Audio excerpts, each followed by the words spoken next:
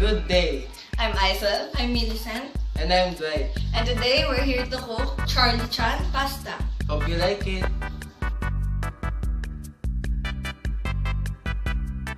Water is now boiling and we are now putting our pasta.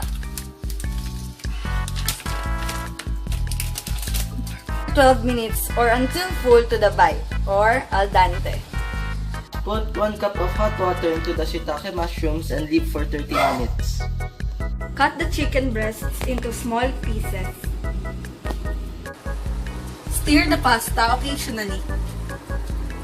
Since the oil is already hot, we will cook the chicken.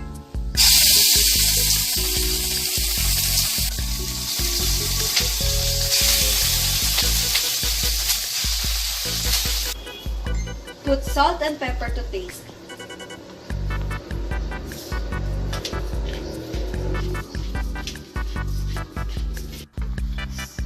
Stir the chicken breasts and fry it until it's brown. To remove the pasta from the stove and drain the water.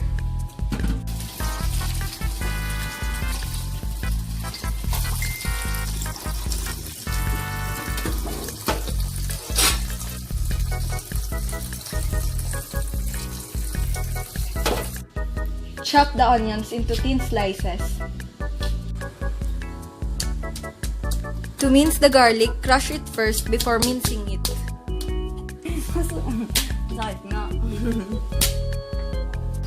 Drain the mushrooms and then set them aside.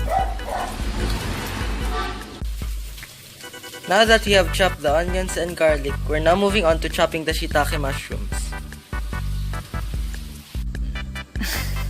Put about 4 tablespoons of sesame oil into the wok. Saute the garlic. Once you can smell the aroma of the garlic, add the onions, then saute. Mix well.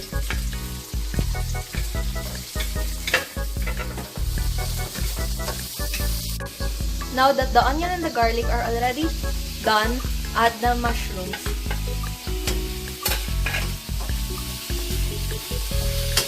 And then, add the chicken.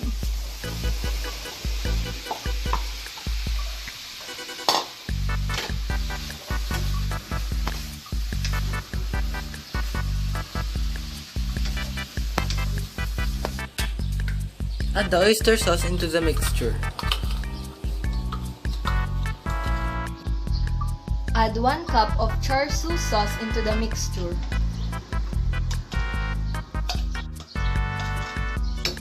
And then mix.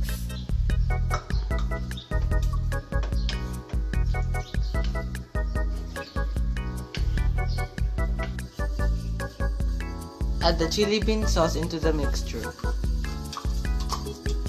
And then mix.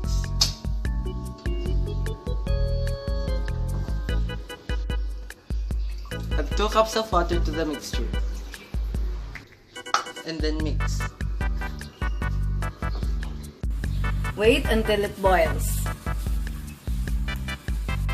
Mix the cornstarch into the water. Add the cornstarch into the mixture to make it thicker.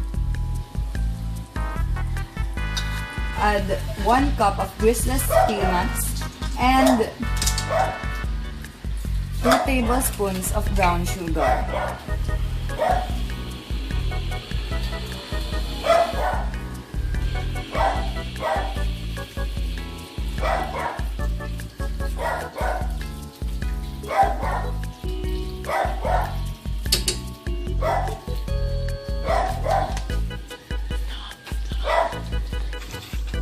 After adding the last ingredients, mix it all.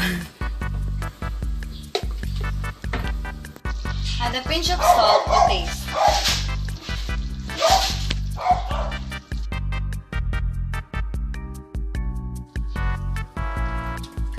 Transfer the pasta into the serving dish.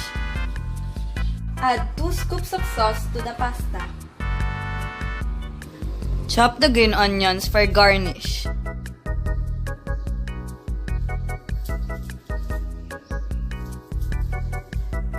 Garnish the pasta.